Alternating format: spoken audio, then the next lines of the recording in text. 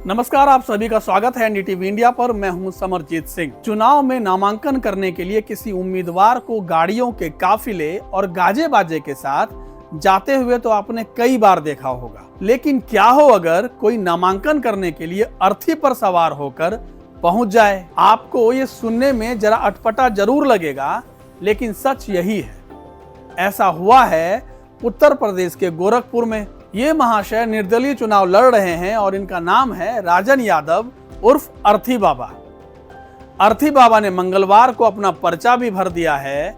और अगर इनके बारे में एक और खास बात बताई जाए तो वो ये कि ये अपना चुनावी कार्यालय शमशान घाट से चलाते हैं। और ऐसा पहली बार नहीं है जब राजन यादव उर्फ अर्थी बाबा किसी चुनाव में बतौर प्रत्याशी उतर रहे हैं।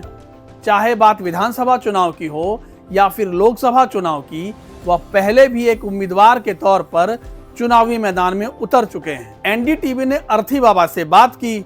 इस दौरान उन्होंने बताया कि वो चुनाव इसलिए लड़ रहे हैं क्योंकि वह मौजूदा व्यवस्था यानी सिस्टम से तंग आ चुके हैं। उन्होंने कहा कि देश में आज जो व्यवस्था है उसकी मौत हो चुकी है, क्योंकि जो भ्रष्ट नेता चुने जाते हैं वो सदन में पहुंचते ही आम जनता की आवाज उठाना भूल जाते हैं। मैं यहाँ लोकतंत्र का जनाजा लेके यहाँ नॉमिनेशन करने आया हूँ। ये अर्थी नहीं है, ये भ्रष्ट व्यवस्था की अर्थी है। ये भ्रष्ट व्यवस्था का जनाजा है।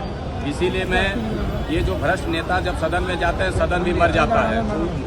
मरा हुआ जगह शमशान होता है, तो पूरा सदन को इन्होंने शमशान बना दिया है। क्योंकि कोई भी सदन में गरीबों के पक्ष में या आम जनता या मजदूरों के पक्ष में कोई भी मुद्दा नहीं उठाता है। ये भ्रष्ट सांसदों का जनाजा है। ये भ्रष्ट जनाजा लेके मैं यहाँ पे कलेक्ट्रेट में आया हूँ नॉमिनेशन करने। राष्ट्रपति चुनाव भी लड़ना चाहते थे अर्थी बाबा।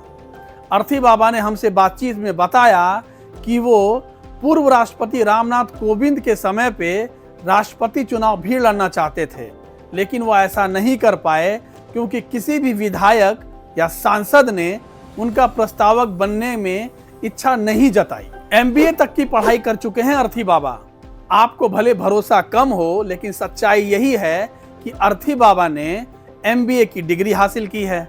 उन्होंने हमें बताया कि उन्होंने गोरखपुर के एक नामी कॉलेज से एमबीए की पढ़ाई की है और पढ़ाई पूरी होने के बाद से ही उनके पास देश विदेश से नौकरियों के कई ऑफर आए थे, लेकिन उन्होंने इन तमाम ऑफरों को ठुकरा दिया क्योंकि वह शुरू से ही समाज सेवा करना चाहते हैं। और यही वजह है कि वो बीते कई सालों से अलग अलग चुनाव में हिस्सा ले रहे हैं ताकि वो आम जनता की बात सदन में उठा सकें। सीएम योगी आदित्यनाथ के खिलाफ भी चुनाव लड़ चुके हैं अर्थी बाबा। अर्थी बाबा ने बताया कि वह वर्ष 2009 में मौजूदा मुख्यमंत्री योगी आदित्यनाथ के खिलाफ भी विधानसभा चुनाव लड़ा है। साथ ही उन्होंने देश के मौजूदा रक्षा मंत्री राजनाथ सिंह के खिलाफ भी 2014 में लखनऊ से पर्चा भरा था।